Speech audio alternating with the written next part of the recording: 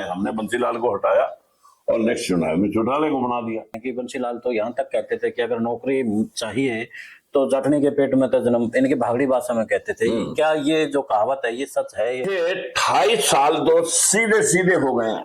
इस भेदभाव को देखते देखते बंसीलाल से भेदभाव मतभेद हुए।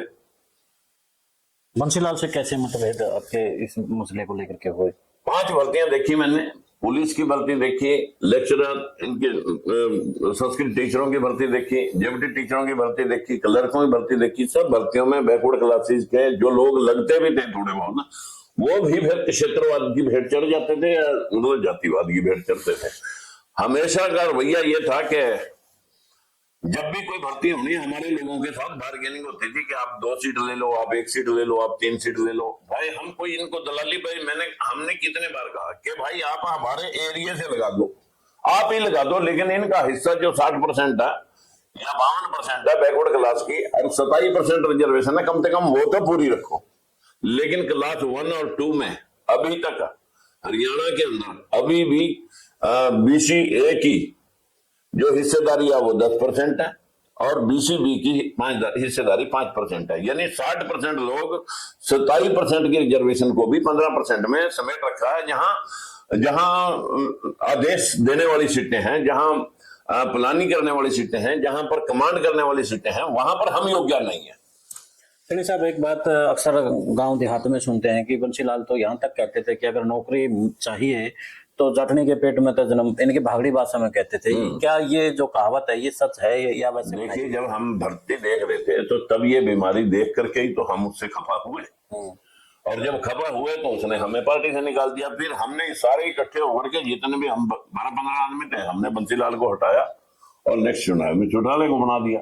चौटाला भी 3205 जेबीटी टीचरों में यही काम कर रहा था, या तो अपने चमचे कड़छे अपने क्षेत्रवाद, जातिवाद, और या फिर मतलब जो है ना आई वाश करने के लिए 1-2 MLC के। और उसी भेदभाव की वजह से जब हमने विरोध करना शुरू किया तो हमारे खिलाफ इंक्वायरियां खोल दी। इंक्वायरियां जो सरकार के जिसके सर पे पगड़ी रखने वाले लोग हैं, चीफ मिनिस्टर बनाने वाले लोग हैं, उनकी इंक्वायरियां खोल करके उनको अंदर करने के लिए मंसूबे पड़ता है। एक IG मलिक था, महेंद्र सिंह मलिक, उसको ये आदेश देकर Rajkumar Saini by hook and crook कैसे मुझे अंदर चाहिए। मेरे को वो कहने लगा, किसने कहा था ये जो DGP था, विजिलेंस का IG था। आदेश किसके थे? विजिलेंस का जो IG था उसने मेरे को बताया कि भाई मुझे नौकरी करनी है, चलो मैं तेरा वहां जाके समझौता करवा देता हूँ। मैंने कहा मेरा तो कोई ऐसा झगड़ा नहीं है जो मेरा और उसका कोई खेत का रोड़ा है या लेन देन का रोड़ा है।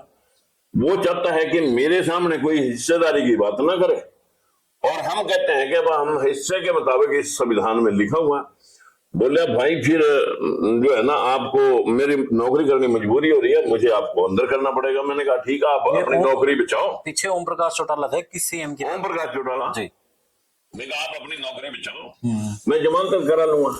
बोले मेरे भी 2 बेटे हैं भाई, मैं अगर ऐसा करूंगा तो कोई ऊंच नीच घट जाए, आपके कागजों को देख करके कहीं आपकी मेलाफाइड इंटेंशन साबित नहीं होती। सब मामे फूफे जीजे साले सब की इंक्वायरियां हुई, एक कमरा भर गया कागजों का। और उसके बाद जब कुछ नहीं मिला तो उसने समझौते की बात रखी। मैंने कहा मैं लड़ूंगा, मैं इस तरह की मतलब जो है ना अपनी जमीन के खिलाफ जो है ना किसी के बिना कसूर से किसी के घुटने को हाथ नहीं लगा सकता, मेरे तो जमीन ही मर जाएगी। तो इन सारी बातों को लेकर के ओम प्रकाश चौटाला 10 साल की जेल काट के आया। ये मामला वही भेदभाव का था, और उस भेदभाव के चलते उससे खफा हुए हम